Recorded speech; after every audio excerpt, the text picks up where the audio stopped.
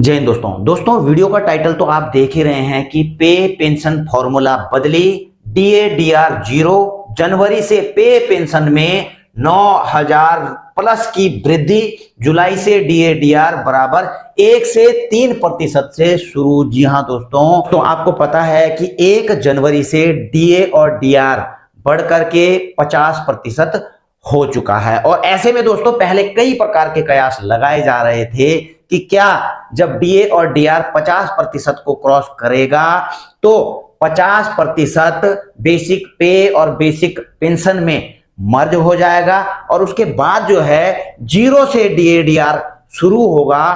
हालांकि दोस्तों जब डीए डीआर का अनाउंसमेंट किया गया था, प्रेस कॉन्फ्रेंस की थी पीयूष गोयल जी ने, तो वहां पर जब वो अनाउंसमेंट कर रहे थे तो उन्होंने यह बताया था कि 25% जो है अलाउंसेज बढ़ जाएंगे, ग्रेचुइटी की अपर सेलिंग जो है 20 से 25 लाख रुपए हो जाएगी। ऐसे में दोस्तों एक पत्रकार ने उनसे पूछा था कि अब जो है जब डीए डीआर 50% हो चुका है तो क्या 50% डीए डीआर को बेसिक पे या बेसिक पेंशन में मर्ज कर दिया जाएगा। तो इस पर उनका जवाब था कि जो पे कमीशन ने है उन्होंने इसकी रिकमेंडेशन नहीं की है और हम उसी के अकॉर्डिंग चल रहे हैं। लेकिन इस अनाउंसमेंट के बाद कुछ ऐसी असंभावित घटनाएं शुरू हो जाती हैं। जी हां दोस्तों, इस वीडियो में मैं कुछ ऐसे सरकारी आदेश, घटनाएं, तथ्य और खबरें लेकर के आया हूं जिससे यह अंदेशा हो जाता है कि जब से 50% डीए डीआर हुआ है तब से जो है सरकार केंद्रीय कर्मचारियों और पेंशन भोगियों की पे और पेंशन को नए फॉर्मूले से या फिर 50% डीए डीआर को बेसिक सैलरी और पेंशन में मर्ज करके रिवीजन करने के लिए काम कर रही है। हालांकि इसको पब्लिकली डिस्क्लोज नहीं किया जा रहा है और ना ही सरकार इसकी पुष्टि कर रही है। और दोस्तों आपको तो पता ही है इस सरकार का काम करने का तरीका, सर्जिकल स्ट्राइक की तरह बताती बाद में है, कर पहले देती है। अचानक आदेश आ जाते हैं और सब देखते रह जाते हैं कि यह आखिर हुआ कब और हुआ क्या है। और ऐसे में आपको जो है 3-4 तथ्य जो है लेकर के आ रहा हूं दोस्तों, और इसके साथ ही एक बड़ी खबर दोस्तों जो कि आप देख रहे हैं, 7th pay commission, good news for central employ, calculation of dearness allowance will change from July, कि जो आपका डियरनेस अलाउंस है उसका कैलकुलेशन जो है जुलाई से चेंज हो जाएगा, बदली हो जाएगा, कंफर्म्ड। इस पूरी खबर को दिखाऊंगा दोस्तों। इससे पहले जो है दोस्तों मैं कुछ एनालाइज करूंगा जो कि मैं तथ्य लेकर के आ रहा हूं कि ऐसा क्या हो रहा है सरकारी महकमे में कि जो कर्मचारियों की सैलरी और पेंशन भोगियों की पेंशन है जब से 50% डीए डीआर हुआ है उस पर कुछ सोच विचार चल रहा है। क्योंकि दोस्तों कई घटनाएं ऐसी सामने आ रही हैं। पहली घटना का जिक्र मैं आपको करता हूं दोस्तों। आपको पता है जब डीओ पीपीडब्ल्यू ने ऑर्डर निकाला तो उसके बाद जो है यहां पर देख रहे हैं 30 अप्रैल को जो है ईपीएफओ ने जो है अपना ऑफिस ऑर्डर जारी किया था अपने कर्मचारियों के लिए कि उनकी जो है ग्रेचुइटी की जो अपर सेलिंग लिमिट है 20 से 25 कर दी जाए, दोस्तों 30 अप्रैल का। लेकिन दोस्तों 7 मई को ईपीएफओ का ये दोस्तों ऑफिस ऑर्डर इस पर जारी हो जाता है। और जारी क्या होता है दोस्तों, इसी के रिगार्डिंग जो इन्होंने जो है ये वाला ऑफिस ऑर्डर जारी किया था, तो इसको जो है इन्होंने जो ये ऑर्डर जारी किया था कि 20 से 25 ग्रेचुइटी कर दी जाए, तो उसको जो है आप देख रहे हैं the circular number so and so is kept in abeyance with immediate effect, इसको जो है तुरंत प्रभाव से स्थगित कर दिया जाए। जो उसमें ऑर्डर दिया गया है कि 20 से 25 कर दिया जाए तो तुरंत प्रभाव से इसको स्थगित कर दिया गया without providing any reason for the decision. ऐसा डिसीजन ईपीएफओ की तरफ से क्यों लिया गया, इनकी तरफ से इसका कोई भी जो है रीजन नहीं दिया गया। तो क्या दोस्तों इस ऑर्डर में कुछ ना कुछ होने वाला है। ओके, दूसरी घटना दोस्तों मैं आपको बताता हूं जो इस चीज को जो है मजबूत करती है कि अब जो है डीए डीआर को लेकर के कुछ ना कुछ चल रहा है। वह है दोस्तों एआईसीपीएन के आंकड़े। आपको पता होना चाहिए दोस्तों, जैसे ही जो है डीए डीआर 50% का अनाउंसमेंट हो जाता है, इसके लेटर निकल जाते हैं, तो उसके बाद पिछले 2 महीनों से दोस्तों एआईसीपीएन ने अपने आंकड़े जारी नहीं किए हैं। और आपको पता होना चाहिए दोस्तों कि जब जो है एआईसीपीएन के जनवरी से लेकर के जून तक के आंकड़े आएंगे तो उसके बाद ही जो है 1 जुलाई से कितना डीए और डीआर बढ़ना होता है वह तय होता है। लेकिन जब से डीए डीआर का अनाउंसमेंट हुआ है उसके बाद जो है एआईसीपीएन ने अपने पिछले 2 महीने के आंकड़े ही देना बंद कर दिए हैं। तो क्या अब इसकी कैलकुलेशन बदलने जा रही है?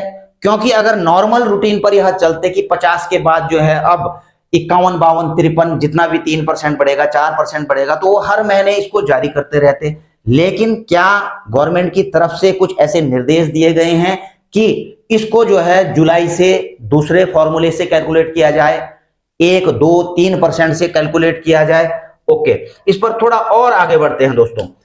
आगे बढ़ते हैं दोस्तों, मैं आपको यह भी बताता हूं। सबसे पहले इसके बाद जो है आपको पता होना चाहिए 5वें पे कमीशन ने जो है दोस्तों, आपको पता है कि जब 50% डीएडीआर हो जाता है तो उन्होंने रेकमेंड की थी कि उसको जो है आपकी बेसिक सैलरी और पेंशन में मर्ज कर दिया जाना चाहिए। और हुआ भी दोस्तों।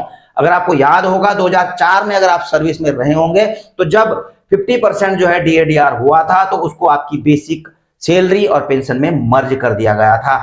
इसके बाद दोस्तों 6 सीपीसी और 7 सीपीसी ने इस प्रकार का कोई भी रेकमेंड नहीं किया। और इसी को लेकर के जो है गवर्नमेंट ने, पीयूष गोयल जी ने कहा था कि जो है पे कमीशन ने इस प्रकार का रेकमेंडेशन नहीं किया है। लेकिन दोस्तों आपको पता होना चाहिए जो 7 सीपीसी में जस्टिस ए माथुर साहब थे, तो उन्होंने कहा था कि वेतन मैट्रिक्स की 10 साल की लंबी अवधि का इंतजार किए बिना समय समय पर सरकारी कर्मचारियों की सैलरी की समीक्षा की जा सकती है।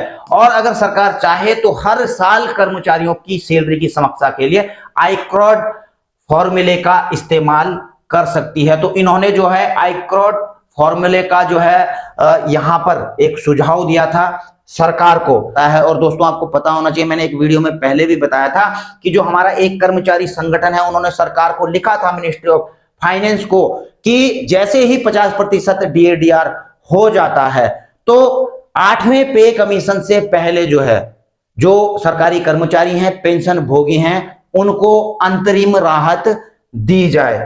अब आगे बढ़ते हैं दोस्तों। इसके अलावा जो है 2016 में दोस्तों तत्कालीन जो वित्त मंत्री थे लेट श्री अरुण जेटली जी, उन्होंने भी जो है संसद में अपने संबोधन में वेतन आयोग के चलन को खत्म करने का इशारा किया था दोस्तों।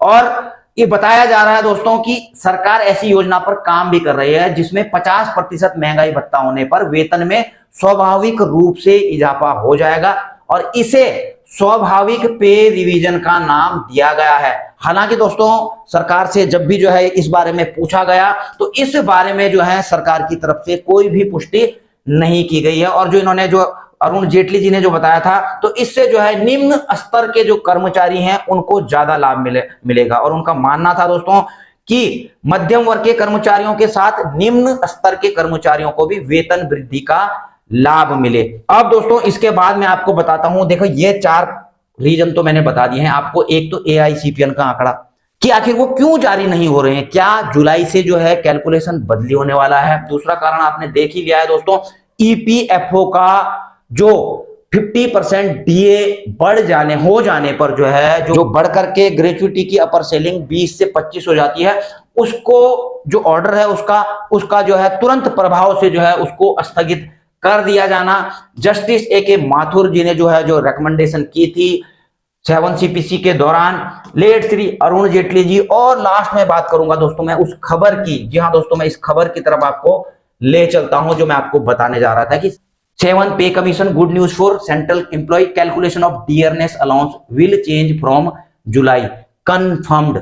जी हाँ दोस्तों, अब इसमें इन्होंने दोस्तों लिखा क्या है दोस्तों, इस चीज को देखते हैं। ये लिखते हैं कि 7th पे कमीशन डीए है, if there is 50% dearness allowance, the calculation of dearness allowance which would be 0 will change. This calculation will start from 0 and the increase will counted further, for example 3 to 4% according to labor bureau sources. The calculation is certain to change. अब इन्होंने यहां पर यह लिखा है कि जो जुलाई से डीए-डीआर में वृद्धि होनी है वो किसके अकॉर्डिंग होगी, जो जनवरी से लेकर के 30 जून तक के एआईसीपीएन के आंकड़े आते हैं उसके अकॉर्डिंग होते हैं। लेकिन यहां पर इन्होंने जो है साफ लिखा है कि labour bureau did not release data for 2 month. Labour bureau ने पिछले 2 महीने के जो है अपने डेटा रिलीज नहीं किए हैं, जबकि लेबर ब्यूरो ने जो अपना शेड्यूल दिया था डेटा रिलीज करने का, आप देख रहे हैं 28 मार्च, 30 अप्रैल, 31 मई, 28 जून, लेकिन मार्च और अप्रैल में दोस्तों इन्होंने अपने डेटा रिलीज ही नहीं करे। तो यहां पर लिखते हैं कि एक्सपर्ट का कहना है कि जो डीए है वो 0 होगा या नहीं, इसको वो कंफर्म नहीं कह सकते हैं। लेकिन अगर जो है जुलाई 31 जुलाई को जो है जुलाई जून 30 जून तक के आंकड़े आते हैं तो उससे जो है यह क्लियर हो जाएगा कि गवर्नमेंट करने क्या जा रही है। But meanwhile the good news we were talking about is that as soon as it becomes 0, 50% of the dearness allowance money will it be itself be merged into the basic। लेकिन इनका यह कहना है कि यदि जो है डीए डीआर को 0 कर दिया जाता है तो ऑब्वियसली इस चीज यह बिल्कुल क्लियर है कि जो 50% डीए डीआर है वह आपकी सैलरी और पेंशन में मर्ज कर दिया जाएगा। Minimum salary will increase by 9,000। जी हाँ दोस्तों, आपको पता है कि जो मिनिमम सैलरी है अभी जो है 18,000 रुपए मिनिमम सैलरी है, उसमें अगर 50% जो है डीए डीआर को अगर उसमें मर्ज कर दिया जाएगा तो वह जो है कितना हो जाएगा दोस्तों, 27,000 रुपए। 27,000 रुपए मिनिमम सैलरी हो जाएगी। Similarly if the salary of an employ 25,000, अगर किसी की 25,000 है तो उसकी 12,500 रुपए जो है बेसिक सैलरी बढ़ जाएगी और बढ़ करके 37,500 हो जाएगी। और इसी के अकॉर्डिंग पेंशन में भी होगा, जितनी आपकी बेसिक पेंशन होगी तो उसमें 50% डीआर जो है मर्ज हो जाएगा और उसके बाद उसकी आप गणना कर सकते हैं। This will happen because once the dearness allowance is cancelled. यह तभी होगा जब जो है डियरनेस अलाउंस कैंसिल कर दिया जाएगा। It will be merge into the basic salary. इसको बेसिक सैलरी में मर्ज कर दिया जाएगा। However, the last time dearness allowance was reduced to 0 was on January 2016।